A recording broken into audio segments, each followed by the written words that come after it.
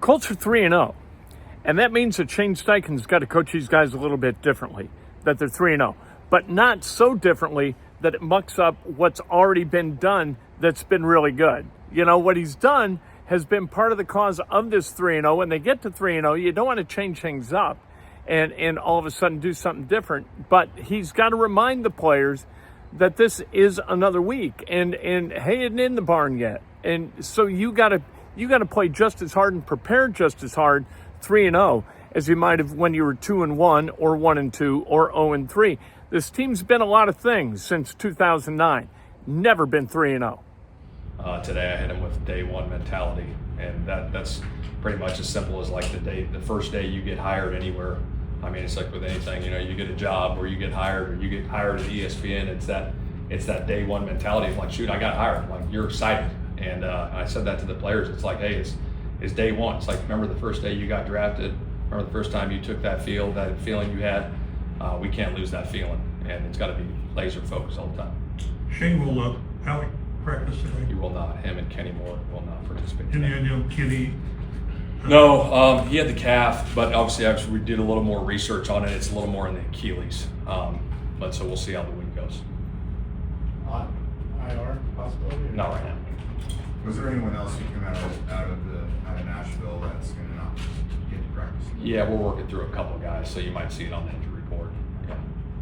What do you make of O-line through 3 weeks and just the level of play that they've been at? They've been playing at an extremely high level. I think they're playing together. The communication's been really strong. The pass protection's been really good.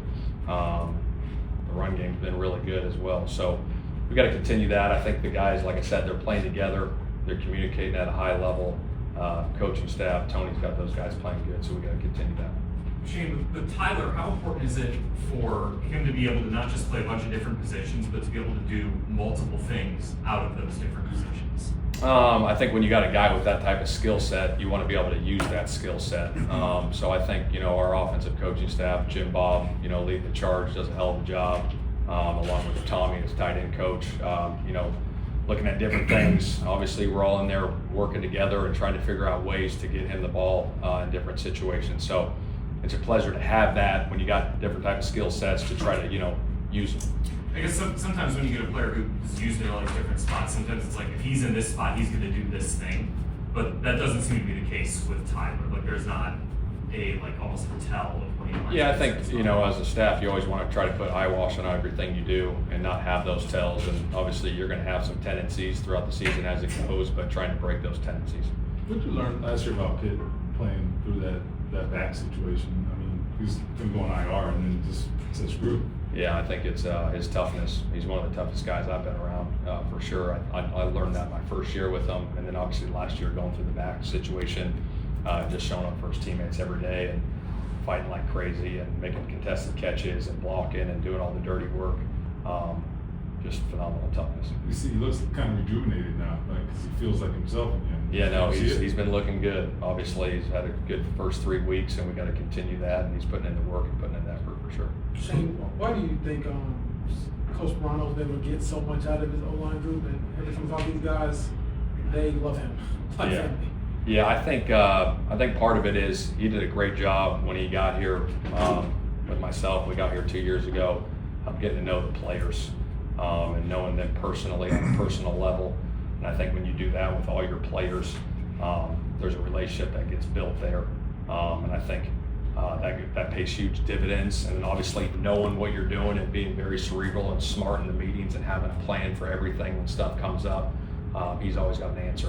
And that's what you want, you know, as a coach. Personality-wise, did he mention day one mentality?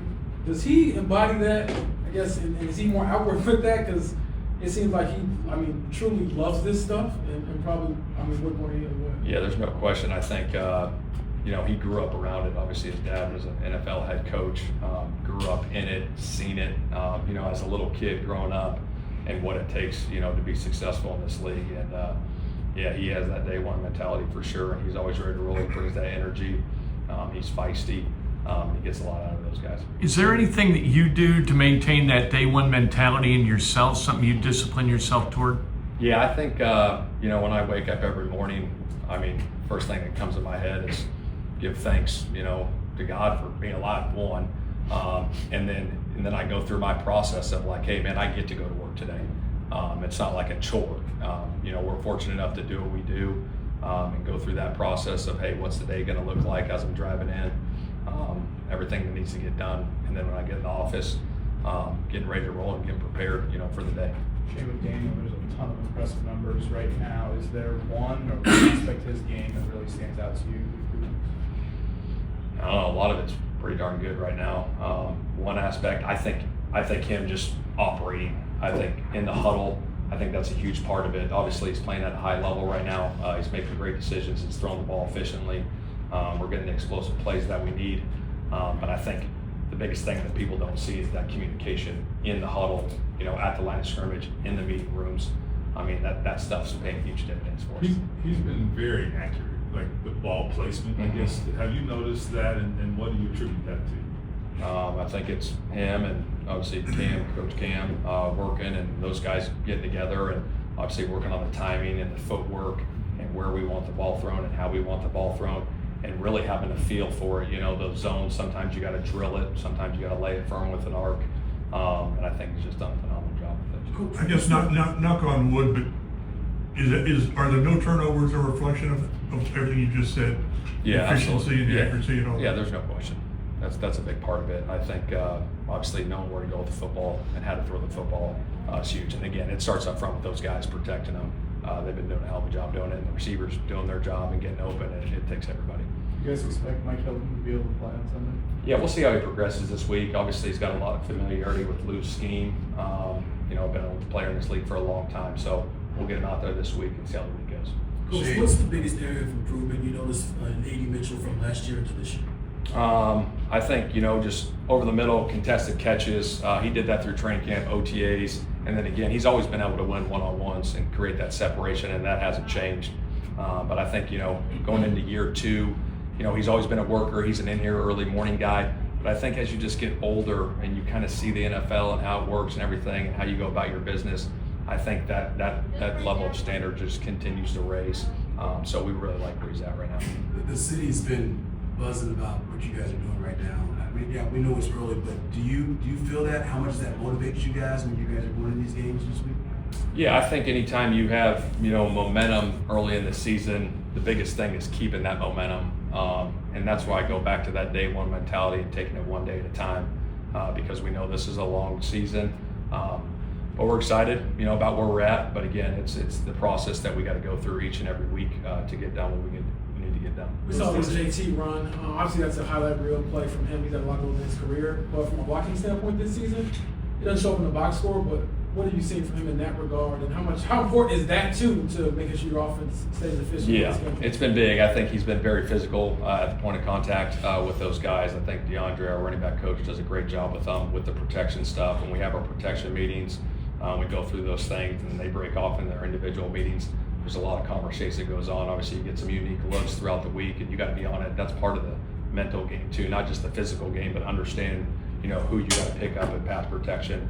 And he's been doing a good job. Is the Los Angeles pass rush a little bit different because it feels like it's all of them? It doesn't feel like there's one guy who stands out above the rest. It's just kind of yeah. I think they got a very talented group. I got a lot of respect for their D-line coach, Gibb Smith. I was with him at the Chargers for a long time, and I think he gets a lot out of those guys. I think the edge rushers are really good inside. I think they're physical and powerful guys. So it'll be a hell of a challenge for our offensive line this week. But a lot of respect for those guys over there. When you think about Stafford, what do you think is going to be allowed him to be so successful in this league for so long? It's a great question. I think he's one of the best probably to ever do it. And I think he has a physicality about him, like he's tough as it gets. I mean, you see him taking shots and he gets up and he ain't coming out of the game, and that's respect there, right away, just seeing that. But I think he can make all the throws. I think he does a great job of seeing it. Like I said, he makes some big plays with his arm, and when you got a guy that's done it at a high level for a long time, he's seen a lot of different looks, and so getting him in and out of the right plays is huge. He's been doing that for a long time, but just the utmost respect for him. You do a few more differently with the long travel. Is there anything you do Yeah, we're going to go out Saturday. We'll leave here about 1 o'clock, which is about 10 o'clock West Coast time. We'll get to the hotel about 3:30 West Coast time, which is 6:30 on their bodies. We'll get in, we'll have a quick, dinner there. We'll have meetings, and then we'll have our early bed check, which, early, which will be later on their bodies. And then obviously it's, 4 o'clock kickoff on their bodies, 1 o'clock there. So, our sports science staff, Mike Menace, does a great job with that stuff.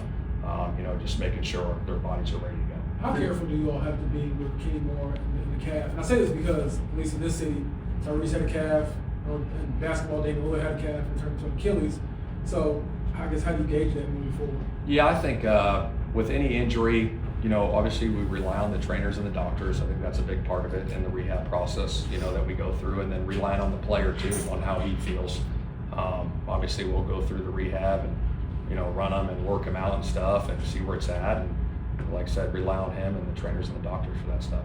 Blackman's played mostly outside so far, but obviously he can shift inside. Have you guys seen a lot of him inside yet? He's done a little bit of both, but yeah, I like where he's at. I think that was a great get by Chris, trading for him. But good, he's a feisty player, physical. So we'll see where that goes too as well. But really like where he's at. LA held Saquon, I think, the 2.6 yards to carry last week. What do you stand out about their run defense?